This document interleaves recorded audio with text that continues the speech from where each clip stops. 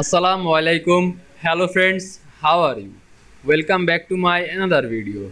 In this video, I am going to show you how to change legend name in Excel line chart.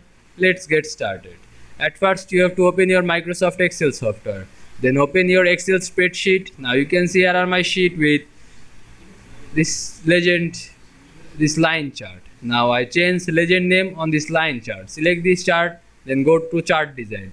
Now you can see here are select data option.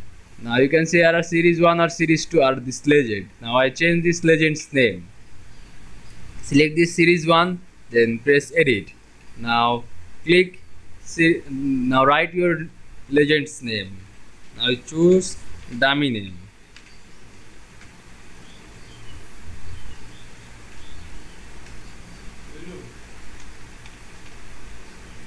Now press OK. Now press OK. Now you can see I changed legend name in Excel line chart very easily.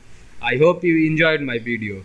Please like, comment, share and subscribe my channel. Thanks for